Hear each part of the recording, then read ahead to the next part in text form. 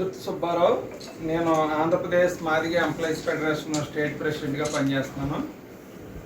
ఈరోజు రాజమహేంద్రవరంలో ఏపీ ఎంఆర్పిఎస్ రాష్ట్ర అధ్యక్షులు దాసరి సువర్ణరాజు గారు రాష్ట్ర పర్యటనలో భాగంగా రాజమహేంద్రవరానికి ఇచ్చేయడం జరిగింది. వారు ఇచ్చేసిన కారణంగా పలు అంశాల గురించి పాత్రికేయ మిత్రులు, ఎలక్ట్రానిక్ మీడియా సోదరుల సమావేశం ఏర్పాటు చేయాలని ఈ సమావేశాన్ని ఏర్పాటు చేయడం జరిగింది. ఈ రాష్ట్రంలో ముఖ్యంగా ప్రభుత్వాలు వేరైనప్పటికీ దళితుల మీద దాడులు అనేవి కామన్గా జరుగుతున్నాయనే అంశాన్ని ఎజెండాగా తీసుకుని గత 2 సంవత్సరాల కూటమి ప్రభుత్వం కాలంలో దాదాపు 15 మంది దళిత మహిళలు, యువకుల మీద దాడులు చేసి అత్యాచారాలు చేసి చంపివేయడం జరిగింది.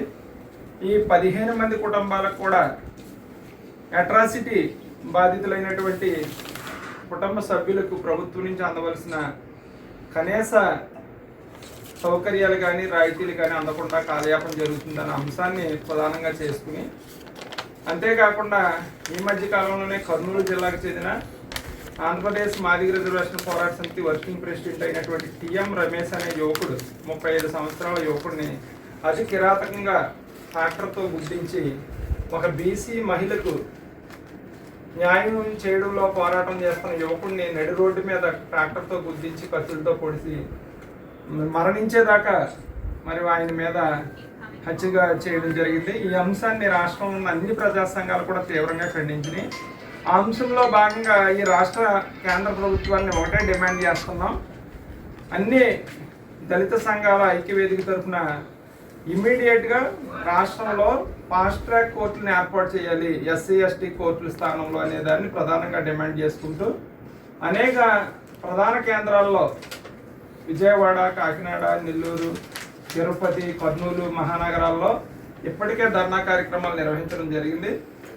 నిన్ననే కాకినాడ కలెక్టరేట్ దగ్గర ఉన్న ధర్నా చౌక్ నందు ఉమ్మడి తూర్పుగోదావరి జిల్లా ఈ అనుబంధ సంఘాలన్నీ కూడా ఎంఆర్పిఎస్లో ఉన్న వివిధ విభాగాలు అందరూ కూడా నిన్న మహాధర్నా నిర్వహించుకోవడం జరిగింది. అనంతరం సువర్ణరాజు గారిని ఈరోజు రాజమహేంద్రవరం పాత్రికేయ మిత్రులతో మాట్లాడవలసిందిగా ఆహ్వానం తెలియజేస్తున్నాం.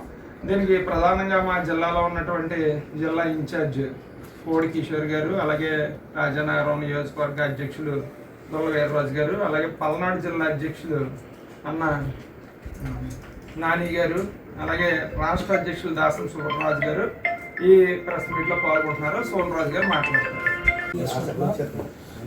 జనవరి 30వ తేదీన కర్నూలు జిల్లా బొందుమడుగుల గ్రామంలో ఈ రాష్ట్రంలో ఒక మాదిగ సంఘానికి రాష్ట్ర వర్కింగ్ ప్రెసిడెంట్గా పనిచేస్తున్నటువంటి టిఎం రమేష్ అనేటువంటి ఒక నాయకుడిని అత్యంత క్రూరంగా తన ఇంటి దగ్గర నుండి వాకింగ్ వెళ్తున్నటువంటి సమయంలో సాయంత్రం 5 గంటలకు కాపు కాచి 11 మందికి పైగా, అంటే దాదాపు 13 మంది కలిసి ట్రాక్టర్తో గుర్తించి చనిపోలేదనేటువంటి విషయాన్ని కూడా గ్రహించి పడిపోయినటువంటి వ్యక్తిని రాడ్లతో, ఇనప వస్తువులతో అత్యంత క్రూరంగా దాడి చేసి తన శరీరం కూడా డాక్టర్కి సహకరించకుండా వైద్యానికి కూడా సహకరించినటువంటి విధానంతో కొట్టినటువంటి దెబ్బలకు 31వ తేదీ ఉదయాన్నే తను మరణించడం జరిగింది. అంటే దాదాపు 42 రోజులుగా ఎవరైతే టిఎం రమేష్ని అత్యంత క్రూరంగా చంపబడి ఈరోజు జైలు పాలేటువంటి వ్యక్తులకి 5 నెలల్లోనే శిక్షలు వేయించాలనే ఒక డిమాండ్తో ఈ రాష్ట్రంలో ఉన్నటువంటి 35 లక్షల మందికి పైగా ఉన్నటువంటి మాదిగ సమాజం మొత్తం కూడా రాష్ట్ర ప్రభుత్వాన్ని టిఎం రమేష్ని చంపినటువంటి నిందితులకి 5 నెలల్లోనే ఫాస్ట్ ట్రాక్ కోర్టు పూర్తి చేసి వాళ్ళకి మరణ శిక్ష, యావజ్జీవకాల శిక్ష కావాలని 43 రోజులుగా చేస్తున్నటువంటి పోరాటాలు. ఈ పోరాటాల్లో గత నెల 18వ తేదీన విజయవాడ నగరంగా రాష్ట్ర ప్రభుత్వానికి ఒక సంకేతాన్ని తెలియజేస్తూ రాష్ట్రంలో జరుగుతున్నటువంటి మాదిగల మీద జరుగుతున్నటువంటి హత్యల్ని, దాడుల్ని వీటన్నిటి ప్రభుత్వం దృష్టికి తీసుకెళ్లే విధానంలో భాగంగా విజయవాడ ధర్నా కార్యక్రమం ఏర్పాటు చేశాం. దాని తర్వాత 25వ తేదీన కర్నూలులో టిఎం రమేష్కి ఫాస్ట్ ట్రాక్ కోర్టు ఏర్పాటు చేసి నిందితుల్ని ఉరిశిక్ష వేయాలనేటువంటి ఒక డిమాండ్ని ఫాస్ట్ ట్రాక్ కోర్టు ద్వారా వేయాలని రాష్ట్ర ప్రభుత్వానికి తెలిసే విధంగా ఒక కార్యక్రమం చేపట్టాం. నిన్న కాకినాడ కలెక్టర్ ఆఫీస్ దగ్గర కూడా మూడోది అత్యంత పకడ్బందీగా అన్ని సంఘాలు కలిసి ఫాస్ట్ ట్రాక్ కోర్టు నియమించి నిందితులకి ఉరిశిక్ష చేయాలని చెప్పి మూడోది కూడా పెట్టాం. 43 రోజుల్లో ప్రభుత్వం ఇంకా స్పందించకపోవటం మాదిగల్ని విస్మరించినట్టుగానే ఈ రాష్ట్ర ప్రభుత్వం కనబడుతుందని కూడా స్పష్టంగా తెలియజేస్తున్నాం. ఒక టీఎం రమేష్ హత్య కేసే కాకుండా అదే కర్నూలు జిల్లాలో చెప్పుకెళ్ళి లక్ష్మీనారాయణ ఒక ఉద్యమకారుడు, ఒక రాజకీయవేత్త, మాదిగ సమాజం కోసం నిరంతరం పనిచేసినటువంటి వ్యక్తిని టెప్పో లారీతో గుద్దించి అత్యంత క్రూరంగా చంపబడినటువంటి హత్య అదే కర్నూలు జిల్లాలో జరిగింది. చెప్పుకెళ్ళి లక్ష్మీనారాయణ తర్వాత మరో సంజన్న మాజీ కార్పొరేటర్ని నడి రోడ్డు మీద అత్యంత దారుణంగా చంపబడ్డాడు.